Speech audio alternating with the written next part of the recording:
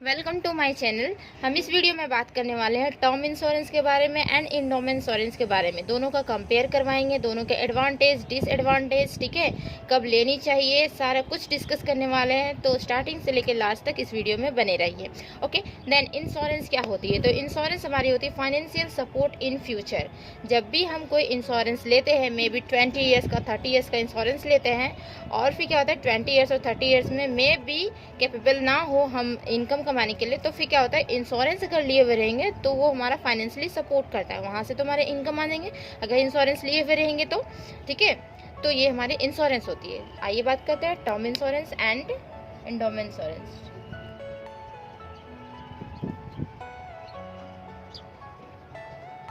Term insurance and endowment insurance के बारे में तो देखिए, कोई भी इंश्योरेंस आप लीजिएगा तो उसमें क्या होता है, तो टैक्स जो हमें पे करनी पड़ती है, गवर्नमेंट को हम लोग टैक्स पे करते हैं ना, तो टैक्स जो पे करनी पड़ती है वो हमारा मिनिमम हो जाता है। चाहे आप टर्म इंश्योरेंस ले लें, चाहे आप एंडोमेंट इंश्योरेंस ले लें, तो टैक्स मिनिमम हो जाता है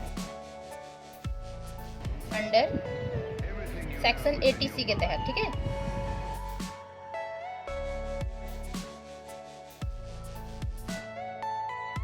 सेक्शन 80C।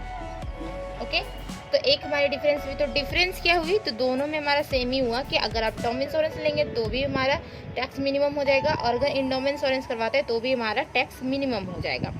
अब आई बात इसमें, तो ये जो हमारी टर्म इंश्योरेंस होती है तो कम से कम ये हमारी 40 ईयर्स के लिए होती है, 40 ईयर्स के लिए। और ये जो एंडोमेंट इंश्योरेंस होती है कम से कम 20 ईयर्स के लिए, और ज़्यादा से ज़्यादा आप जितने ईयर्स तक का ले सकते हैं। ओके, देन इसके बाद आती है कि हमें जो इसमें प्रीमियम देनी होती है। प्रीमियम पता है क्या है? प्रीमियम जो होती है वो जिस कंपनी से हम इंश्योरेंस खरीद रहे हैं तो उस कंपनी को हमें चुकानी होगी, और जितने के कवर अप करेंगे तो उतने के हिसाब से हमें प्रीमियम चुकानी होगी। कवर अप क्या होती है? जैसे कि हम टर्म इंश्योरेंस में 1 करोड़ की हम कवर अप ले रहे हैं, मीन्स 1 करोड़ का इंश्योरेंस ले रहे हैं, तो जो इंश्योरेंस ले रहे हैं 1 करोड़ का, तो वही हमारा हो जाता है कवर अप। ठीक है, 1 करोड़ कवर अप करें तो उस हिसाब से हमें मिलेगा, तो प्रीमियम हमें मिलेगा। ठीक है, उस हिसाब से प्रीमियम हमें भुगतान करनी होगी कंपनी को। तो प्रीमियम क्या होता है कि मंथली या फिर ईयरली आप कर सकते हैं। ओके, जो हम कंपनी को पैसे देते हैं वही हमारा प्रीमियम होता है। तो जो टर्म इंश्योरेंस में प्रीमियम देनी होती है वो हमें मिनिमम देनी होती है, मिनिमम देनी होती है। ठीक है, मिनिमम प्रीमियम। और यहाँ पे एंडोमेंट इंश्योरेंस में क्या होता है? एंडोमेंट इंश्योरेंस में देखिए कवर अप भी बहुत कम करनी होती है, और हमें क्या होता है कि प्रीमियम जो होती है वो ज़्यादा देनी होती है। ठीक है, तो यहाँ पे मैक्सिमम प्रीमियम देनी होती है हमें, मैक्सिमम प्रीमियम। और बेनिफिट क्या होता है? यहाँ पे जो होता है वो हमारा मैक्सिमम बेनिफिट होता है। आप कम प्रीमियम में 1 करोड़ तक कवर अप कर सकते हैं, ज़्यादा से ज़्यादा कवर अप कर सकते हैं, 2 करोड़ का भी कवर अप कर सकते हैं, तो उसमें भी ज़्यादा प्रीमियम नहीं देनी होगी। बट यहाँ पे एंडोमेंट इंश्योरेंस आप करवाते हैं तो 1 करोड़ के लिए ही तो बहुत ज़्यादा देनी होगी, तो 2 करोड़ के लिए तो और भी ज़्यादा देनी होगी। ठीक है, यहाँ पे जो एंडोमेंट इंश्योरेंस होती है वो लाख में होती है, ज़्यादा से ज़्यादा लाख में ही सब लेते हैं, टर्म इंश्योरेंस को करोड़ में देते हैं। ओके, तो यहाँ में मैक्सिमम बेनिफिट होती है।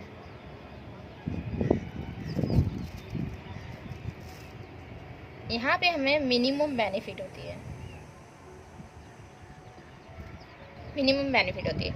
और देखिए टर्म इंश्योरेंस ले रहे हैं, मीन्स कोई भी चीज़ इंश्योरेंस अगर हम ले रहे हैं तो क्या हो रहा है कि हमारा मनी तो सेव हो रहा है, चाहे आप टर्म इंश्योरेंस लो चाहे या फिर एंडोमेंट इंश्योरेंस लो, तो मनी तो हमारा सेव हो रहा है ना, तो सेव मनी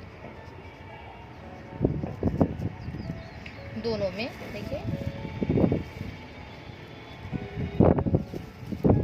मनी सेव हो रही है हमारी। देन अब क्या होता है कि यहाँ पे जो होता है एक्चुअली में जो जितने की कवर अप कर रहे हैं, मे बी 1 करोड़ की यहाँ पे कवर अप कर रहे हैं, यहाँ पे मान लीजिए 5 लाख 10 लाख की हम कवर अप कर रहे हैं, तो जो कवर अप जो किया हुआ रहता है वो जो पैसा हमें मिलता है, जो मैच्योरिटी मिलती है, ठीक है, तो वो क्या होता है, तो मैच्योरिटी टैक्स फ्री हमें मिलती है, तो tax free maturity.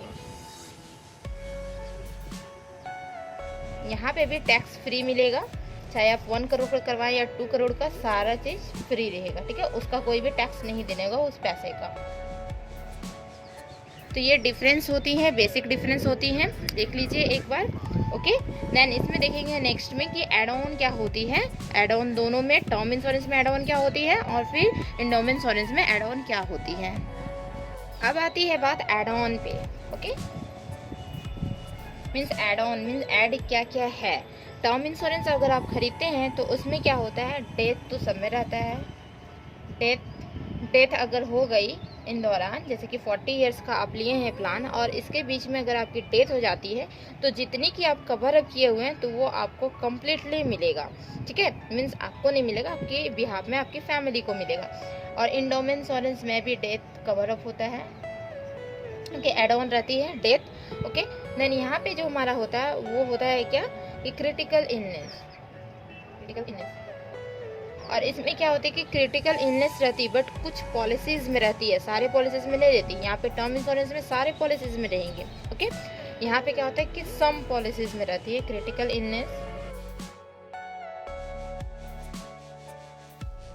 Some policy.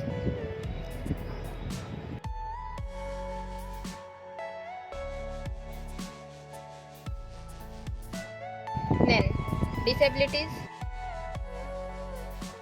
Disabilities but some policies में डिसेबिलिटीज रहती है, सारे में नहीं रहती है। तो आप जब भी पॉलिसी खरीदेंगे तो आप लोग देख लेंगे कि किसमें क्या है, वो देखना जरूरी है। ओके, तो इसमें क्या होता है कि देखिए, अगर आपकी क्रिटिकल इलनेस हो जाए या फिर डिसेबिलिटीज हो जाए, ठीक है, टर्म इंश्योरेंस में, तो क्या होता है जिस कंपनी से आप टर्म इंश्योरेंस खरीदे हुए हैं तो वो कंपनी क्या करेगी, तो वो कंपनी आपके प्रीमियम को चुकाएगी। ठीक है, वो कंपनी आपके प्रीमियम को चुकाएगी, आपको प्रीमियम को चुकाने की कोई भी यहाँ पे जरूरत नहीं है। ओके,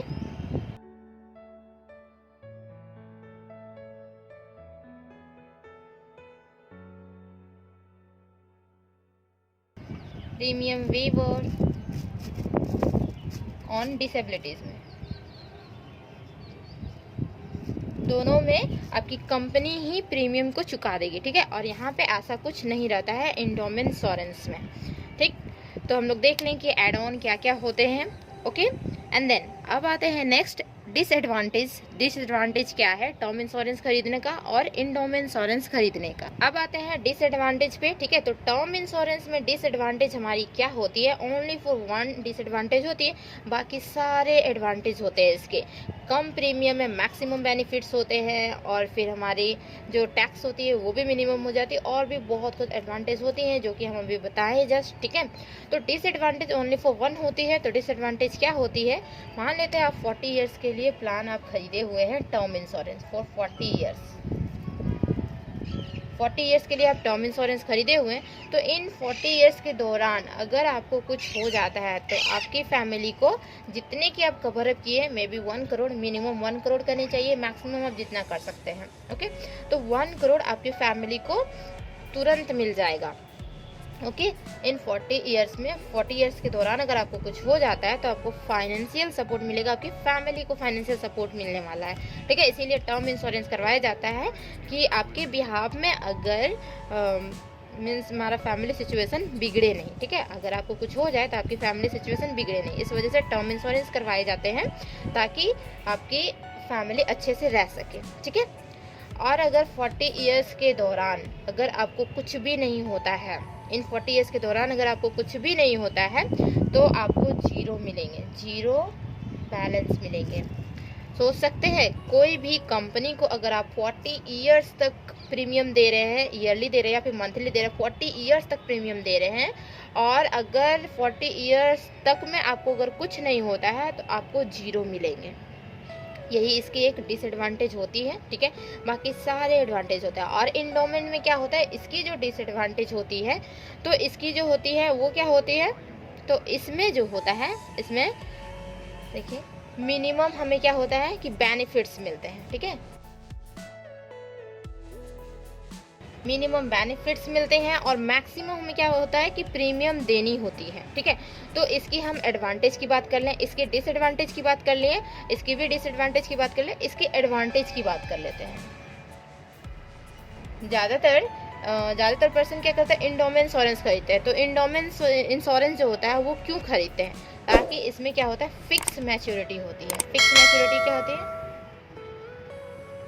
अगर आप 20 इयर्स का प्लान ले रहे हैं फॉर 20 इयर्स का प्लान लिए, ठीक है, आप 20 इयर्स तक क्या करेंगे, प्रीमियम देंगे। जो भी कंपनी से आप प्लान लिए हुए हैं तो 20 इयर्स तक तो आप देंगे प्रीमियम, 20 इयर्स तक एक्चुअली में नहीं देना होता है। देना होता है 15 या 14 या फिर मे भी वो कंपनी पे डिपेंड करेगा कौन से कंपनी से ले रहे हैं, तो 20 ईयर्स तक कंप्लीटली नहीं देना हो, उससे 1-2 साल कम ही देना होता है, ठीक है।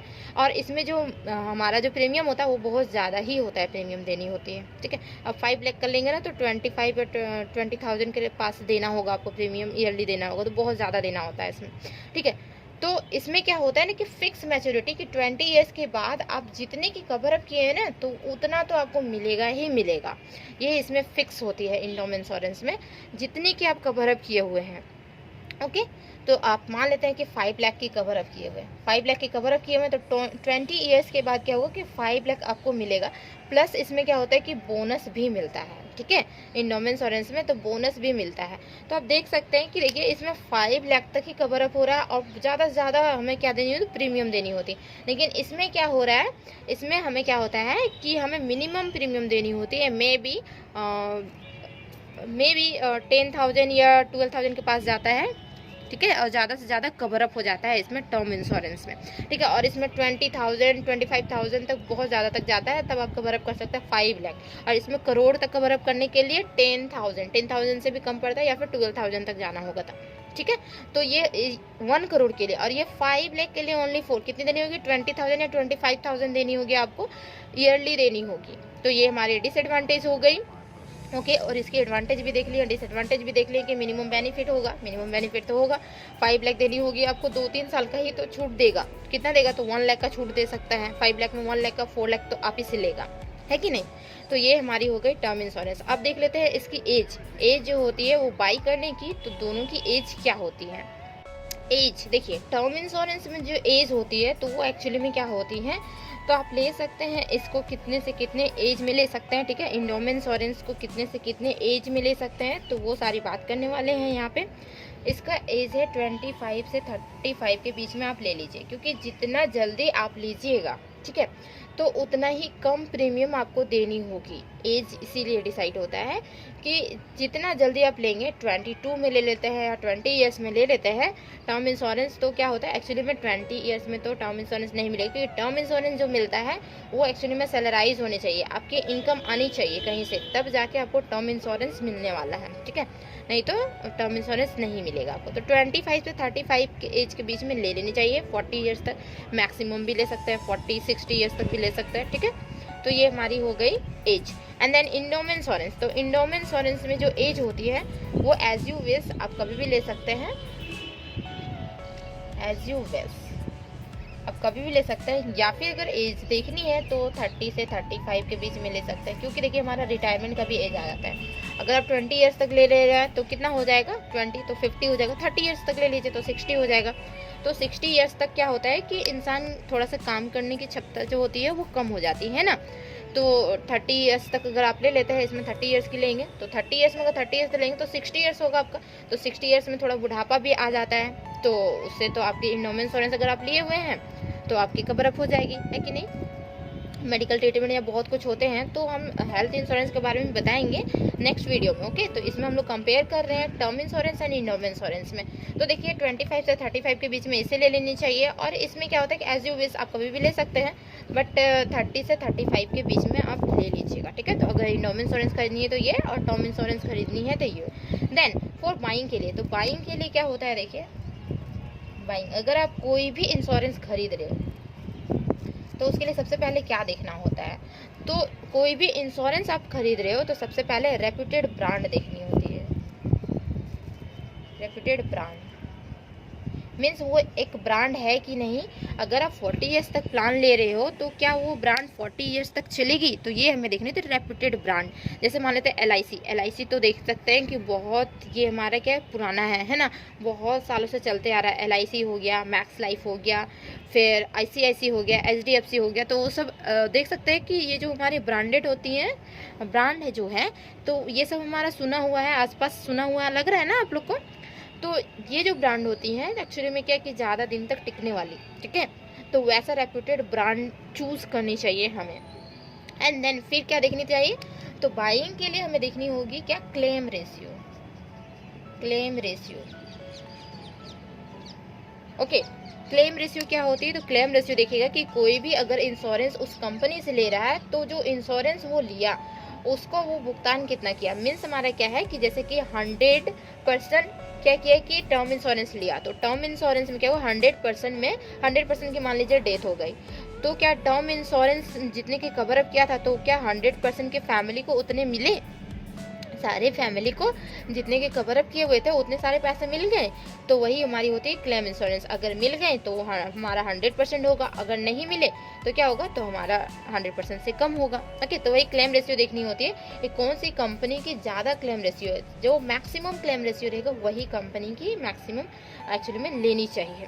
ठीक है, तो आ गई बात यहाँ पे एज की। ठीक है, फॉर बाइंग की। और एक सबसे ज़रूरी बात होती है, वो क्या होती है कि सारे चीज़ को डिस्क्लोज करनी है। डिस्क्लोज मीन्स होता है बाइंग में क्या होता है, अगर आप कोई चीज़ को बाई कर रहे हैं तो ये तो हम देख रहे हैं, ठीक है, लेकिन हमारी भी फ़र्ज बनती है कि हम हमारा जो भी सिचुएशन है उस चीज़ को हम डिस्क्लोज करें। कब, इंश्योरेंस खरीदते समय हम डिस्क्लोज करें। डिस्क्लोज मीन्स बताना होता है कि जैसे टर्म इंश्योरेंस आप खरीद रहे हैं, अगर आपको कोई क्रिटिकल इलनेस है, ऑलरेडी कुछ बीमारियां हैं अंदर में, तो आप क्या करेंगे, उनको बताएंगे, इंश्योरेंस वाली कंपनी को ज़रूर बताएंगे। ओके, डिस्क्लोज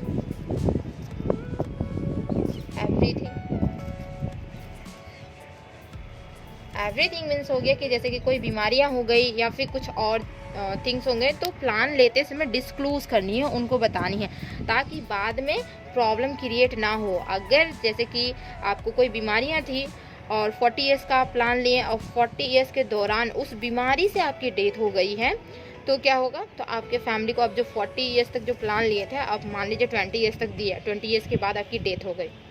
ओके, तो उस बीमारी से डेथ हो गई जो आप बीमारी नहीं बताएं टर्म इंश्योरेंस वाली कंपनी को, ठीक है, या फिर इंडोमेंस इंश्योरेंस वाली कंपनी को नहीं बताएं, और उस दौरान आपकी डेथ हो गई, तो अगर कहीं से पता चल गया कि उस बीमारी से आपकी डेथ हुई है, ठीक है, तो जितने भी आप इंश्योरेंस दिए हुए थे कंपनी को, तो वो इंश्योरेंस तो आपके फैमिली को बिल्कुल नहीं मिलने वाले हैं, जीरो बैलेंस मिलेगा। ठीक है, इसीलिए डिस्क्लोज करनी है सारी चीज़ें, ठीक है, सारी सिचुएशन डिस्क्लोज करनी है कि हमारी ये डिजीज़ है, फिर ये हमारी प्रॉब्लम है, ठीक है, तो सारी चीज़ डिस्क्लोज करनी चाहिए टर्म इंश्योरेंस या फिर इंडोमेंस इंश्योरेंस खरीदे तब इंश्योरेंस खरीदने पे।